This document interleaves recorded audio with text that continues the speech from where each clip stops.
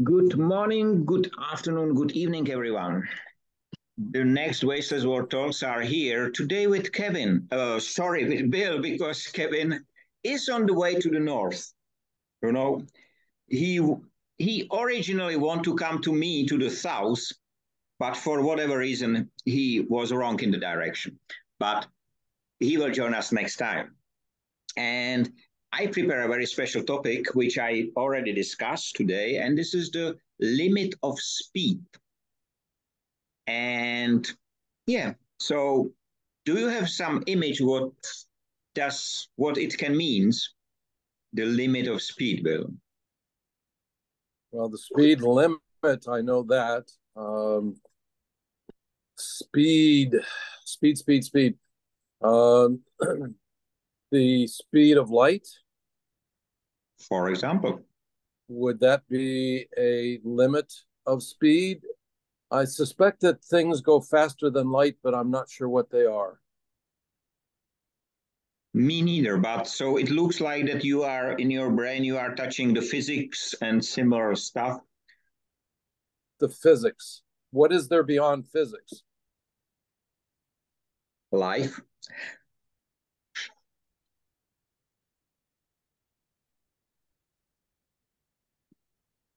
So just recently, my wife and I were talking about the grandchildren who grow up so fast.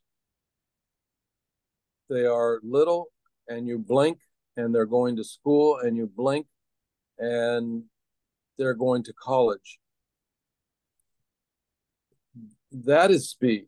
That's a speed that we're still trying to come to grips with. We're still trying to understand because it's not the normal speed of a minute or an hour, but it is this. And today is July 5th, so we are more than halfway through 2023. That is speed. That is speed, and the older I get, the faster it goes. It's like going downhill, you know. On the other hand, it's quite interesting because when we have been kids, it it was not this feeling. So 1 hour in a school feels like 1 year. So Yep. So, what other types of limits of speed might there be? when I talked this topic before, we generally came to the same. So the higher speed, which can be the speed of light or anything else, generally we are limited on this speed by the technology. We simply cannot produce a technology which can bring us faster. On the other hand, if you take the bottom limit of speed, which is what? Which is a standing, which is a still, which is no moving, then what is interesting that with the age, we are losing the speed in the way we are working or walking, but we gain on speed in the way how we are thinking, in a way how we can analyze things. It's quite interesting that we have this ability that when we slow down, we know more. Or when the life slow us down because our bones do not regrow and our muscles. So we are being slowed down. But I think that it's good. So I am looking forward to the limit on the bottom, not on the top. Because the bottom is me who is the limit. The top is the technology.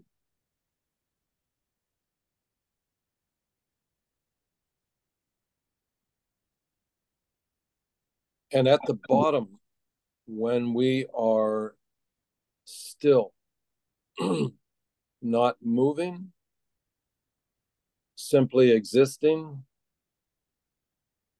then time does not move. We're not talking about time, we're talking about speed, which is a function of time.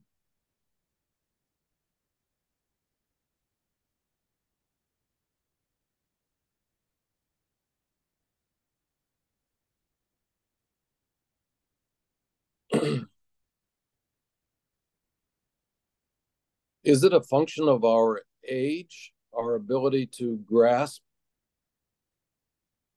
the concept of time. There, I did it again. I'm jumping between time and speed. Or to grasp the concept of speed. Speed, we don't talk about speed very often, do we? No. It's a new concept. On the other hand, we are speaking almost frequently about speed on the streets, on the planes, on the engines. So, and if you would like, if you work in a business, every business owner would like to make it faster. So the speed and cheaper and so on. So the speed is all the time somehow hidden in the sentence what we are aiming. So if this culture of more, it's exactly about speed, which is in my eyes completely wrong. But I will ask you one more question, which was resulting after our last talk about language generally.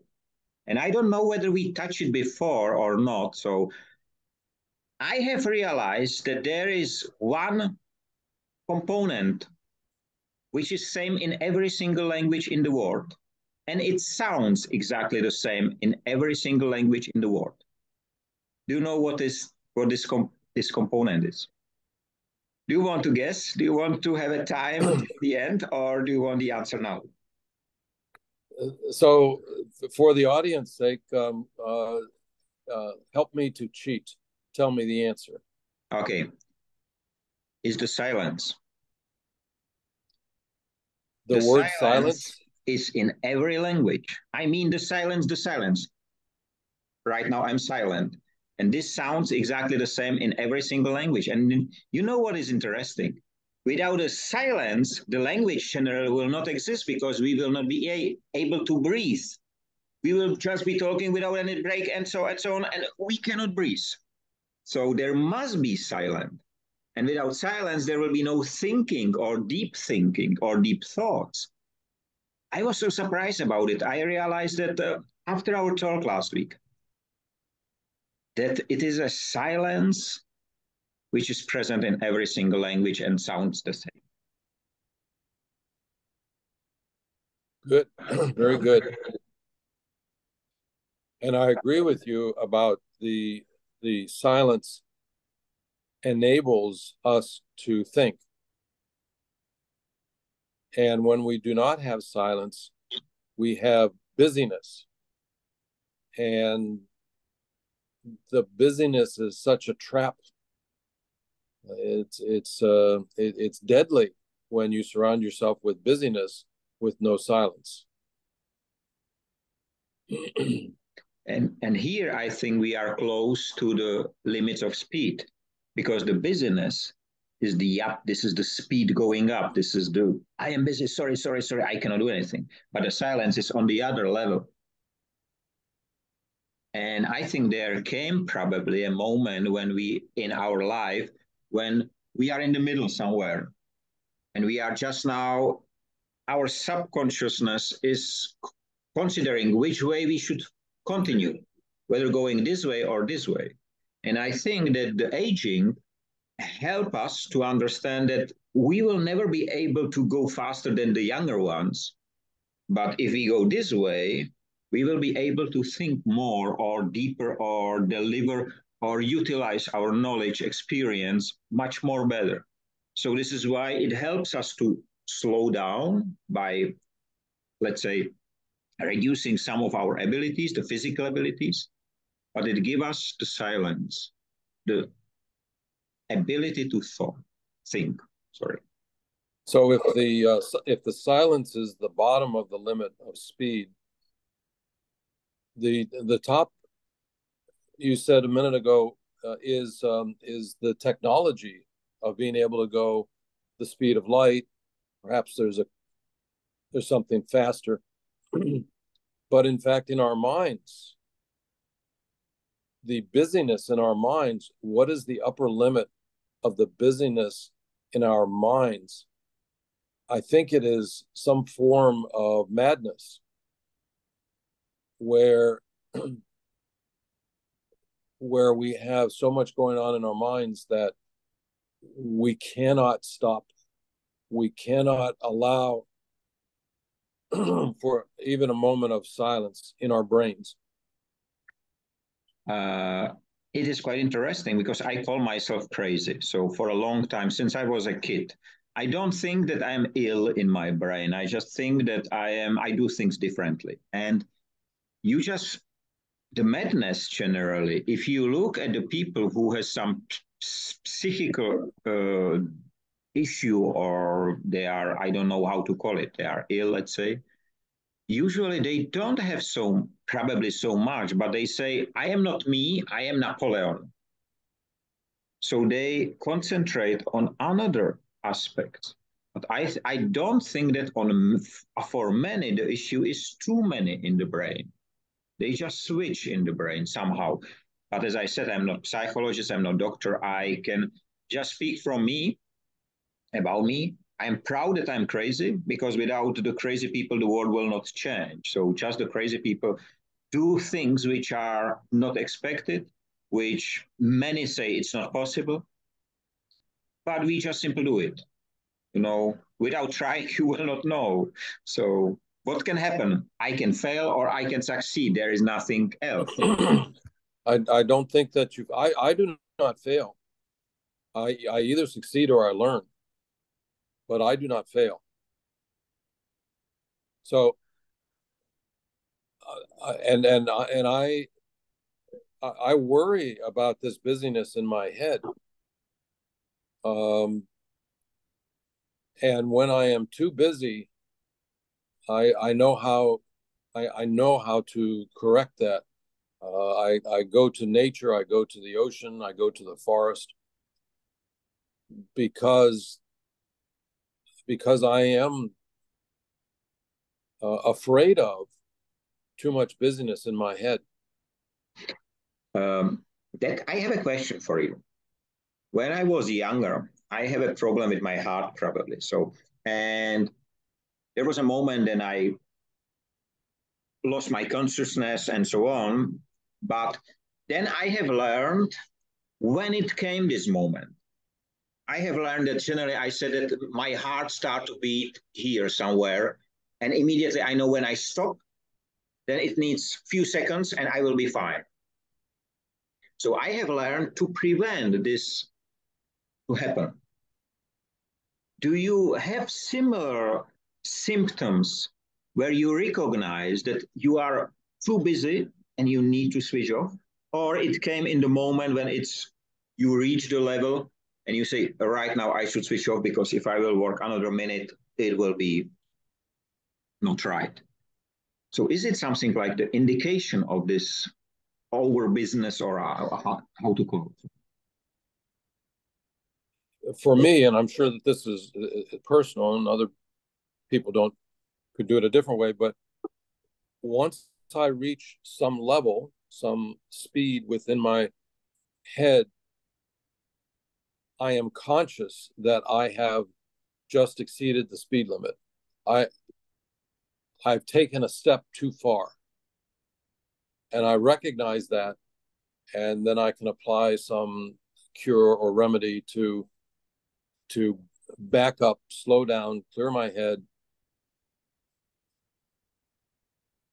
And it's interesting that you go to nature to heal you, because generally nature is the silence. It's not silent, but comparing to the industrial work and with everything around us, it is like the silence. It has its own voice and noise, but switching from factory to there, I don't know what. Have you ever heard about the pachinko games in Japan? Pachinko, it's called pachinko. No. They are very similar. These one-hand bandits, like in Las Vegas, and this, but they do not play with coins or these plastic jetons. They play with metal balls, small metal balls.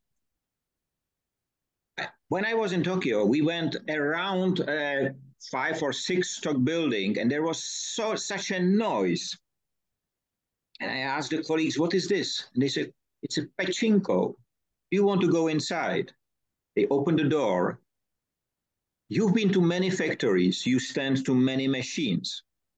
Multiply this noise of the machine by 10, and this is a pachinko. I don't understand. The people go there, spend their whole day, or after work, and after they leave it, they go to work again. It's an unbelievable noise of these metal balls. And when I compare it to nature, of course, it's like this over busyness in noise to nothing, to the silence, which is so helpful for us. So are people attracted to that noise? I don't know whether to that noise, but they are for sure attracted to the possibility to win money. So I think that will be the same with Las Vegas. I don't know. Yeah, and I have been to casinos, um, and as you walk in the door, there is this ding, ding, ding, cling, cling, cling, ting, ting, this constant noise. I myself do not like casinos, and that's one of the reasons is that it is it's almost a seductive noise. It sucks you in, and I resist that because I don't want that noise in my head. But I wanted to investigate one of the concepts that you just said, that in nature there is silence. And I think I look at it a little bit differently because it's not silence. So when I'm in the woods with my 5-year-old grandchild, and I say James, tell me 3 things that you hear, and he'll get this blank look on his face, and then he will identify it. There's a bird, there's the wind in the leaves in the tree, there's something else. But it's important for us to be aware of these noises, and they're not just noises like the clinking of balls or something. They are rhythms, and they are things happening, like the wind is a continuous um, something. It's an energy that continues to happen, and the trees moving is a continuous.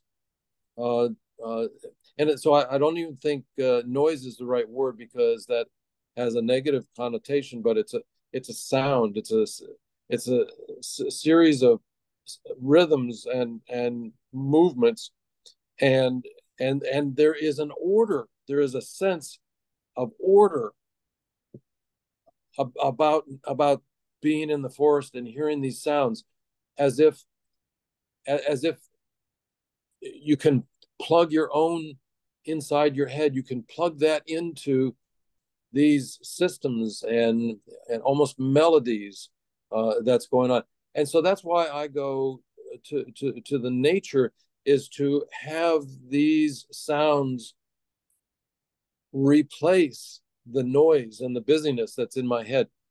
And and very quickly the noise leaves, because I think nature is more powerful than the noise in my head.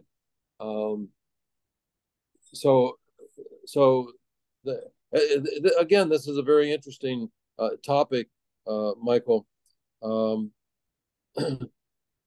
and something that I think um, going to nature or meditating or all the hundreds of other approaches that man has found to get the noise and the busyness out of their head, so that we can think in a different way. If our heads are full of noise, we're just reacting. We're just reacting. Bing, bing, bing, react. I got to do this. Oh, I got to do that. Here's a list. Da, da, da, da, da. But when we have nature in our heads instead of busyness, then we are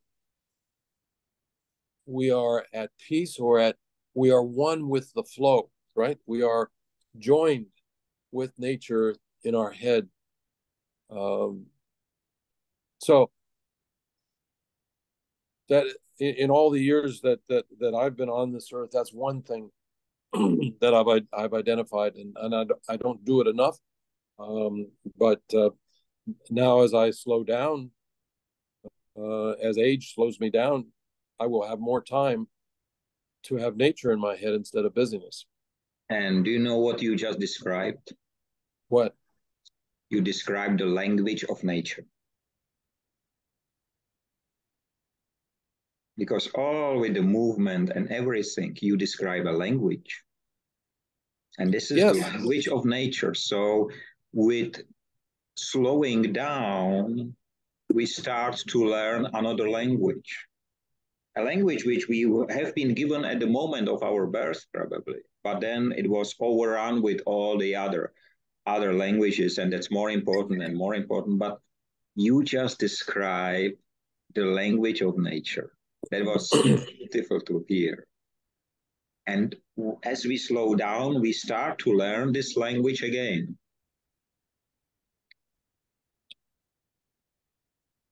That's great.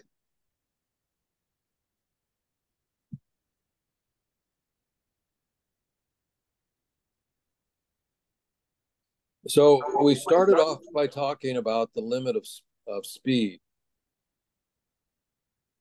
And we think of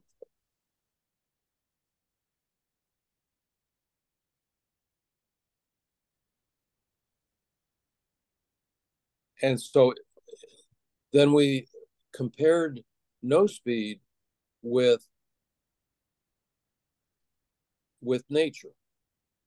With silence, silence goes to nature. Silence. Nature goes to language of nature. Yes. And we can say the silence is nature, language of nature, or part, because silence is part of every language, means silence is part of the language of nature as well. Yes. So we, in this few minutes time, we have gathered a wisdom of about 10,000 years of humanity. So it's not bad. So the question is, did we reach the limit of speed? I don't think so. We can be even better, I think. Few more minutes we can do. We have not grasped the limit of speed, just like we have not grasped the limits of silence or the limits of nature. And that's great. We live somewhere in the middle there. And that's great because every single morning we can wake up and discover new, So every this call, I was really looking. I didn't get this topic since yesterday. I was thinking that we will continue where we ended last time, but then it came this let's speak about this. And it's so interesting, it's so interesting.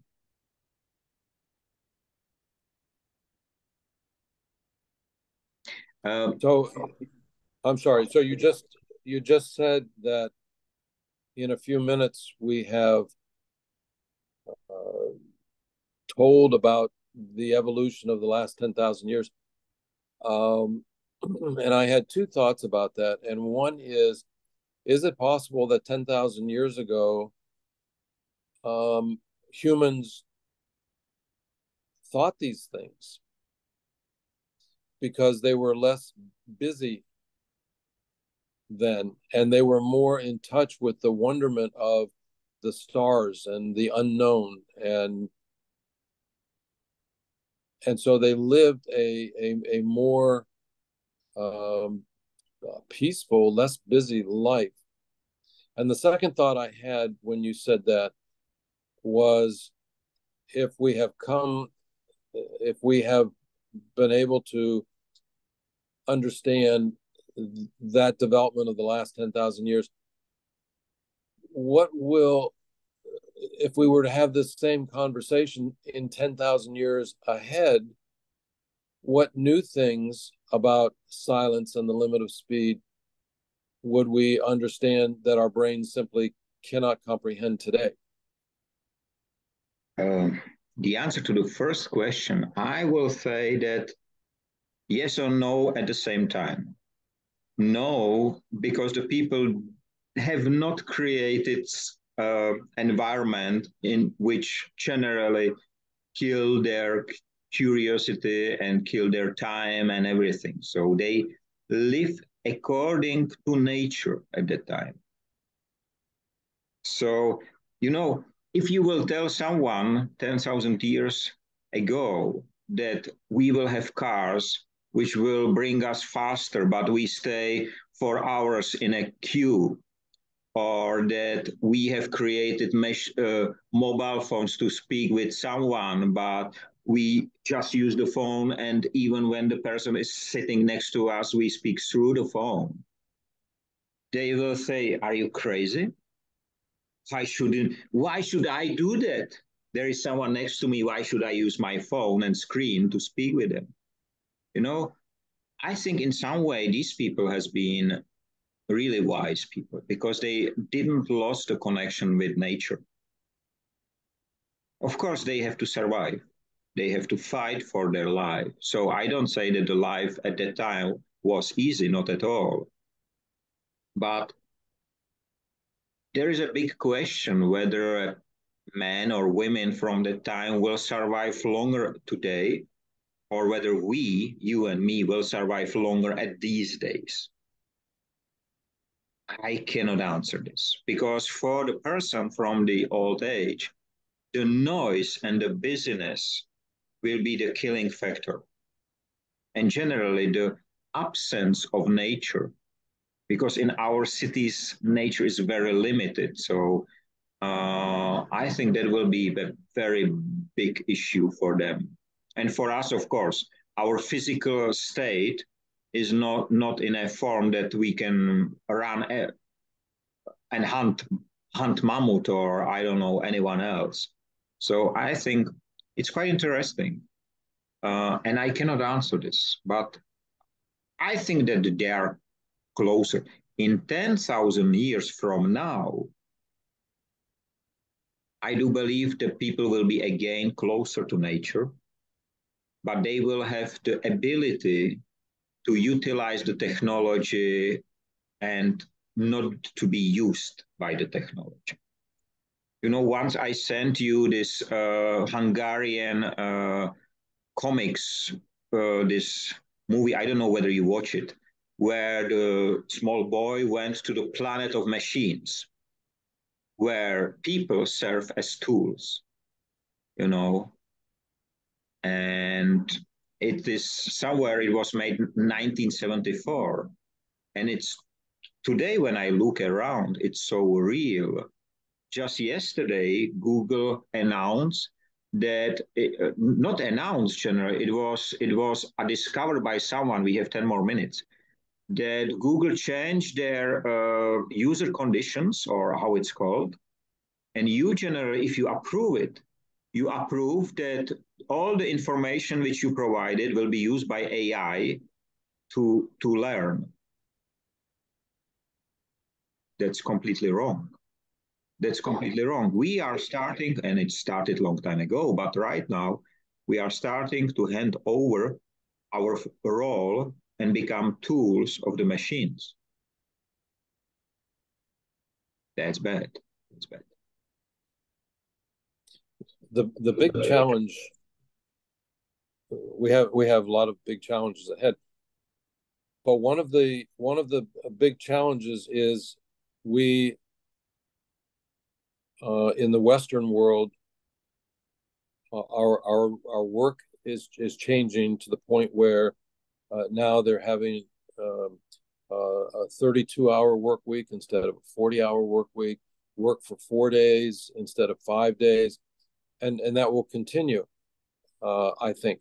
And also, we are having concepts like the guaranteed minimum wage, where even if you do not work, you receive some sort of paycheck. So we are, and also the machines and machine learning and AI and so on are making it possible that human beings do not have to be in dangerous and repetitive jobs, right? So one of the big challenges is, then what do we spend our time doing? And this goes to purpose in life. But we never had to think. If I think of 50 years ago, I did not think, what is my purpose in life? It's a funny concept now. To my purpose in life was to grow up and get good grades so I could get a good job, so I could start a family and feed them and so on. There was no purpose in life besides getting on that treadmill and following the the path that everybody else was on.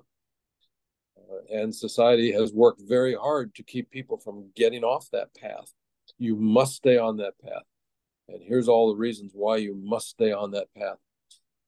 But today, with the shorter work week, with less dangerous and repetitive jobs, we have time to say, what brings me joy? Why am I here? Of course, 50 years ago, religion was such a big part of most people's lives.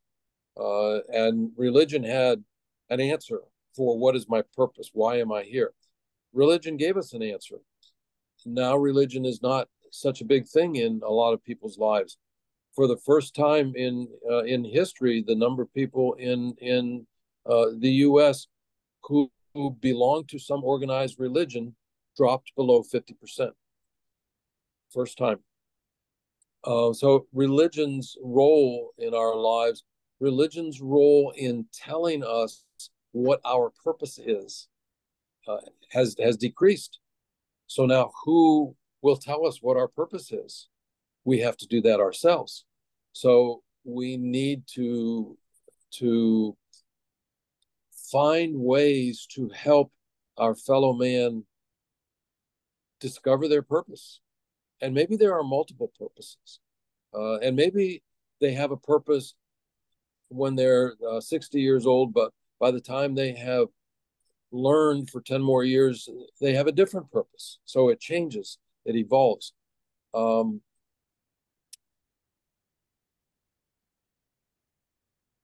So that's interesting.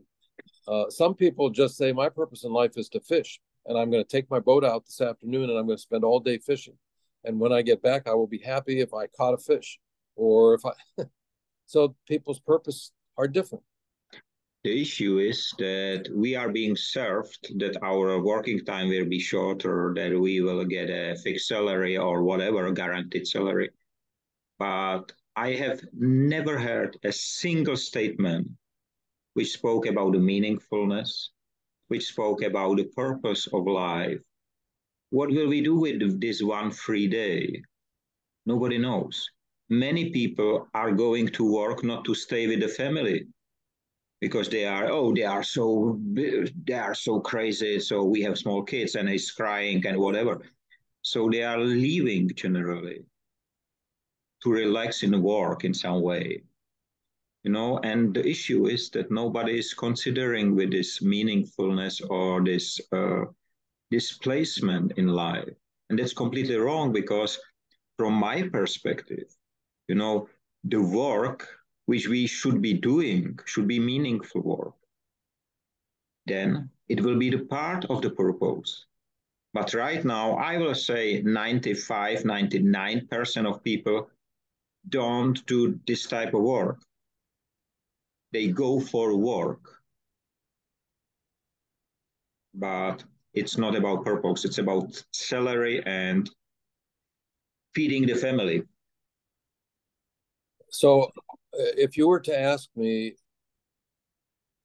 what percentage of people have something meaningful in their lives or have a purpose, I would not have guessed a number as high as the number that you said. Because when I look around me, many people are either helping at their church. Maybe they're teaching the children. Maybe they are babysitting the grandchildren. Maybe they are feeding the homeless. Maybe they are checking up on the homeless, or working in the food banks, or the food kitchens to feed people. I would say half the people that I know have some sort of way to help their fellow man. If you take this calculation, how many people, for example, homeless? So I am helping homeless. So I will help myself to 10, 20, 100 people. And this is exactly how I make the calculation. So one man is helping more, and this is why it came to my head. I know there is a lot of people who is helping, but the people who need help is much more higher. So this is why I named the number. Of course, I don't know, because there was never ever, I think, Right. there was somebody asking, and it will be even difficult to define, because the purpose of every single Right. one is different, or can be different, and it's changed when I'm young, older, and so on. So it's changing. It's fine. It's like the flow. It's the river. We have less than 2 minutes time, Bill. Once again, well, we have found the limits of speed in our 45 minutes. So if we work for 4 days a week instead of 5 days a week, then mankind will be able to help so many more of our fellow humans, because we'll have another whole day to do that. That's the question.